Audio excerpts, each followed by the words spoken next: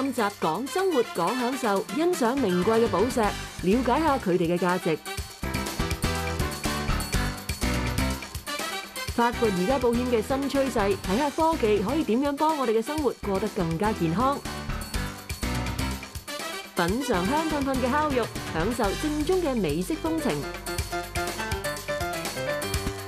仲會跟住酒店大亨 Around Harry Lila 睇下佢忙碌嘅一日係點過嘅。寶石係岩石中最靚、最寶貴嘅一類石，因為罕有，所以價值連城。寶石有好多種，除咗鑽石之外，仲有好多更罕有、更靚嘅色彩寶石。如果你想知道呢啲晶瑩通透嘅寶石點先至為之好，不如跟我一齊去研究下。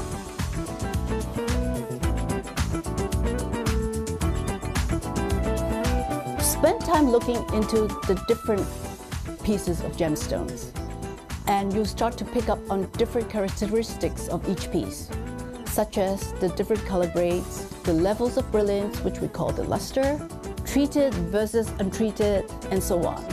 Over time, you'll learn to appreciate the unique heirloom pieces and start to develop your own taste. Of course, good craftsmanship and unique designs are equally important. An expensive stone deserves to be supported by the best. You just have to keep looking closely at them and you will appreciate all of its finest qualities. Most colored gems you find in the market are treated, meaning they are processed by heat treatment to enhance the color, the clarity, and the luster of the stones. 天然嘅嘢特別珍貴，雖然寶石經過處理之後，色澤同淨度都會提升，睇起上嚟更加透徹亮麗。但係原來未經處理而又高品質嘅寶石仲更加名貴啊，因為夠罕有啊嘛。Over 95% of the sapphires and 98% of the rubies are treated. And after you see a few untreated ones, you can distinguish the difference between the two. Since untreated gems are natural, the quantity only diminishes as time goes on.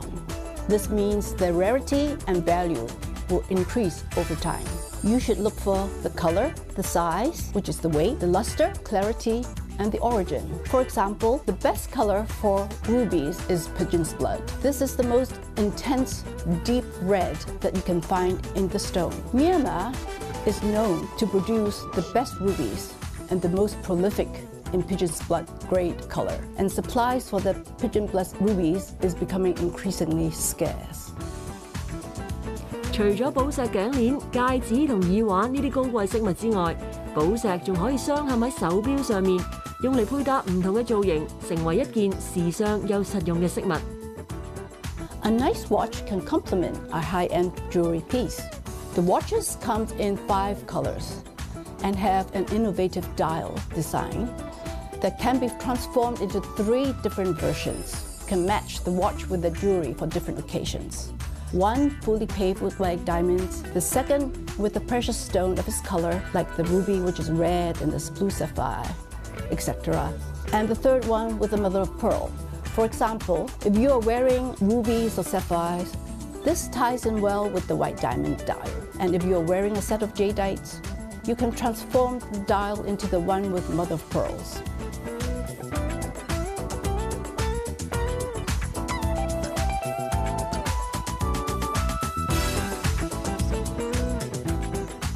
寶石除咗代表永恆之外咧，唔同顏色嘅寶石咧都有唔同嘅意思。我自己最中意咧就係紅寶石，我覺得紅色嘅寶石咧有一種好浪漫嘅感覺，而且仲意味住快樂、成就同埋健康。So if you want to invest in a timeless piece that can be passed down for generations, you should consider investing in unheated gems. Jewelry watches are also becoming very popular because they can be worn in many different occasions. What's great about a jewelry watch is that it doesn't merely reveal time. It's also a piece of art adorned on your wrist. 對我嚟講咧，寶石係大自然送俾我哋嘅禮物，每一粒都係獨一無二，仲可以鑲嵌成我哋獨有嘅飾物添。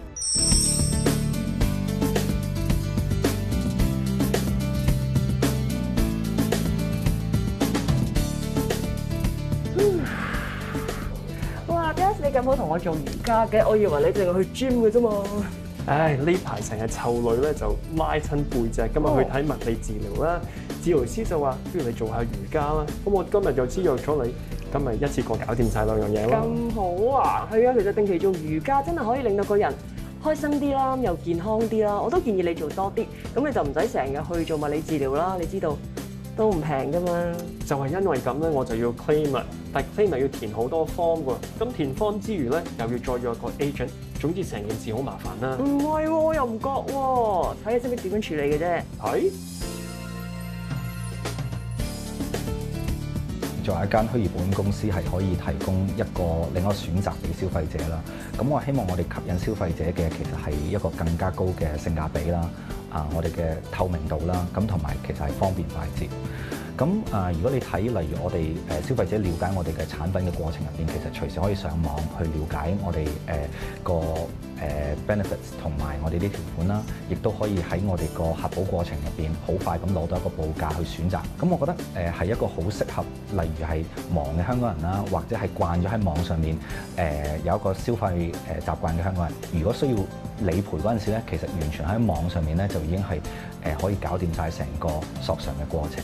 咁其實點解我覺得我哋係有一個機會喺度咧？其實你印鑑翻，其實可能其他行業，我哋不久之前咧，其實我哋要買機票或者 book 酒店嗰陣時咧，其實全部都係得一個途徑。咁但係問題今時今日咧，其實網上面咧都已經可以搞掂晒。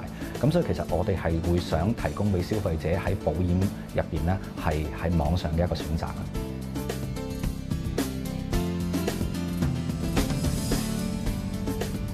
Janice， 我哋住喺香港呢個地方咧，成日咧都會有一個問題，就係好忙，永遠啲時間咧都好似唔夠用咁。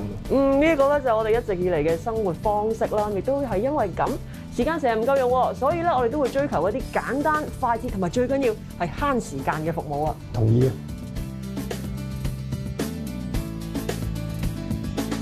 究竟核保係咩嚟嘅咧？同埋點解咁重要啊？其實核保係一間保險公司了解一個客戶佢購買保險嗰一刻嘅健康狀況嘅一個過程啦。咁其實係因為呢個過程係容許到我哋作為一間保險公司係對一個客戶作出一個可能係終身嘅保障嘅承諾。咁我想問傳統嘅核保同埋你哋純粹係網上核保嘅有啲咩唔同啊？傳統核保可能需時咧，其實係會耐少少，同埋係可能會有幾輪嘅唔同嘅對答。咁我哋就諗其實係點樣可以應用科技去令到呢個過程係好啲。咁其實我哋就將成個核保呢個過程擺咗上網。咁其實個結果其實就係5至10分鐘內個客人只需要喺網上面答問題，咁其實就已經可以得到個核保結果，知道佢需要付嘅費用係幾多，以作參考啦。咁其實我哋點可以做到呢一個情況呢？咁但係問題呢，我哋亦都唔係想去俾一啲問題係如果唔關嗰位客戶事嘅呢，其實我哋覺得冇需要。咁所以呢，就會因應佢答咗嘅問題，其實個核保引擎就會係俾一啲佢需要下一步去進一步了解嘅問題去對答。咁所以最尾個結果就係呢，每一位客人呢，只係會見到一啲關乎佢健康狀況而需要作答嘅問題。咁就慳咗佢哋時間啦。冇錯。咁網上保險又有啲咩唔同咧？我哋嘥咗好多心機去諗，究竟我哋點樣可以應用科技去為我哋啲客戶咧係提供更加高性價比嘅保障啦，等我哋更加方便啦，亦都係增加我哋嘅透明度。另外咧就係我哋作為一個 health focus 嘅 medical insurer 咧，咁其實我哋會花好多心機去諗，其實嗰位客戶嚟買咗保險之後，再嚟接觸我哋嗰陣時，係咪一定係需要係索償嘅時候，當我哋病咗已經醫好咗嘅時候咧？咁其實係啦，其實我哋作為保險公司，我哋有一個好特別嘅地方咧，就係我哋係有一個好大嘅誘因去維持住我哋客戶嘅健康，希望佢哋越健康越好，亦都越健康越耐。咁所以我哋會諗好多方法係點樣可以喺一個客戶仲係健康嘅時候，我哋可以接觸到佢，去俾到一啲信息或者幫到佢去繼續維持同埋延續佢嘅健康。Janice 科技真係先進啊！10年前咧，邊個會諗到而家所有嘢咧都唔使親身去做啊？只係有部手機或者電腦咧，撳幾粒掣，乜都搞得掂。係啊，咁我哋就可以慳翻好多時間同埋空間去享受生活啦。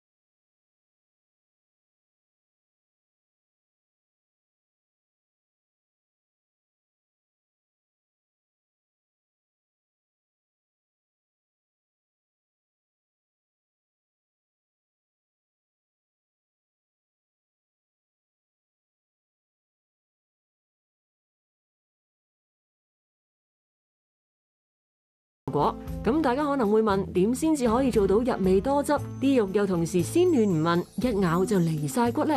答案就係時間嘅運用啦。大廚阿 Chris 話豬肋骨做得好，關鍵在於要耐心咁慢慢去煮，好似呢度豬肋骨咁啊，用唔同嘅自家製醬汁醃好之後，要用4個鐘頭嘅時間去烤焗，咁就可以做到軟滑多汁嘅效果，真係令人食到唔停口啊！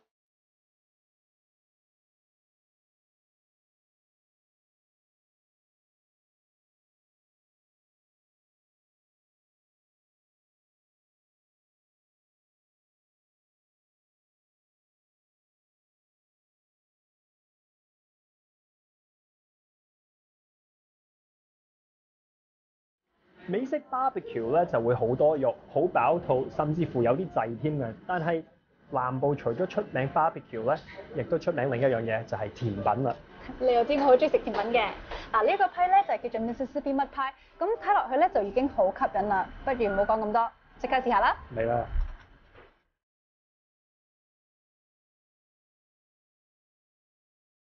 喺香港可以食到嘅美國菜都有好多，林林總總。但係對於好多人嚟講，滋味無窮嘅美式 barbecue 總係有佢嘅吸引力，幾時都佔咗一個重要嘅位置。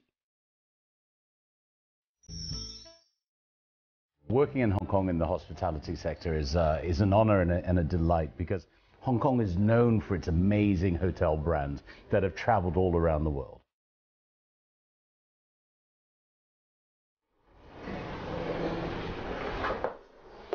Hello, I'm Aron Harry-Lila, Chairman and CEO of the local Hong Kong hotel brand.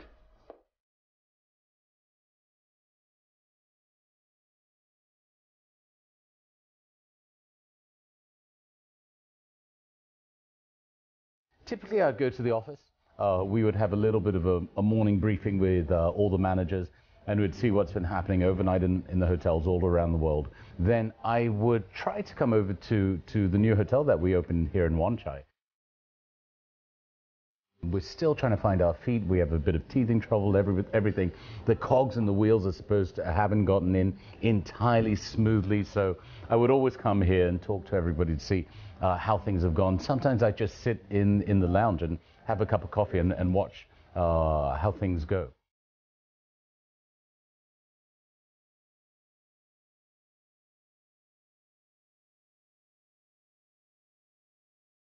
I think it's very important in this day and age for hotels to have a personality, and that personality has to come from not a whole team who have different views.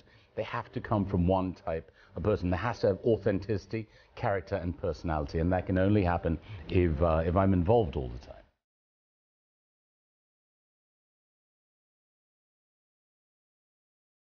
You know, a hotel has to look good. The interior design has to look good. People need to be comfortable in here.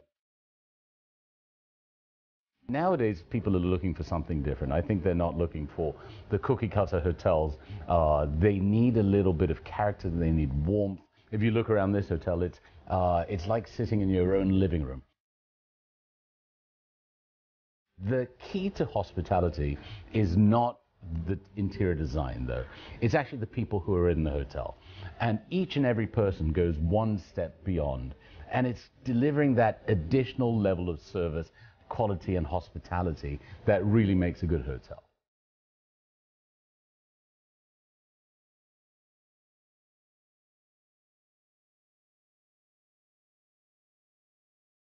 In terms of opening a hotel within this crisis, it always takes 3 months at minimum to get everything right in the hotel.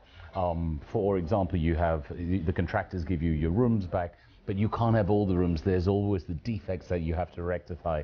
You know, you go defect by defect. In one room, you could have up, 100, 200, 300 defects, and there may be minor things or larger things, but to be able to have the full inventory and to have your staff all on board to get a great team together, to get the cohesion within the team, that they work well with one another, takes about 3 months. And so a blessing in disguise. We're looking at the end part of this virus.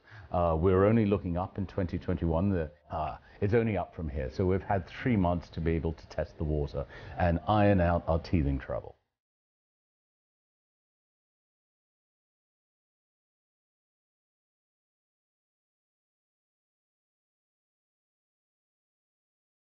So I think hotels are going to be more personalized. People are not looking to be treated exactly like the person in the other room. Everybody nowadays has their own different needs. They travel differently. They want differently. I think more people are not going to be eating in their rooms as they used to. Room service used to be a very large thing in hotels. We used to make bigger rooms with bigger tables so you could actually dine in or dine out, and it was quite a romantic thing to have room service.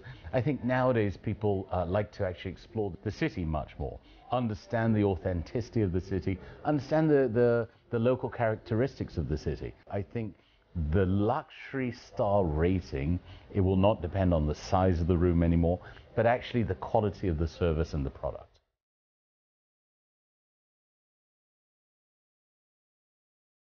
I really enjoy coming here and talking to everybody and seeing how things are every single day.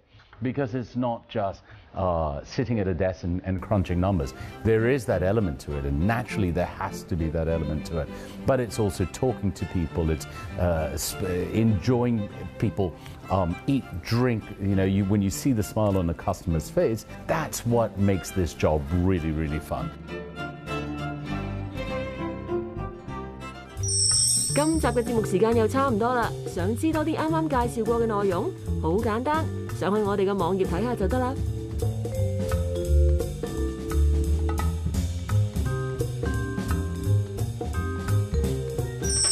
嚟緊繼續黐住我哋，盡情去講生活、講享受，一齊試下嚟自世界各地嘅精緻美食，學下點樣令每一日都過得健康啲、開心啲，仲會緊貼各種潮流資訊，同唔同嘅名人傾下偈，分享佢哋嘅成功之道。想享受人生，就千祈唔好錯過下一集嘅節目啦！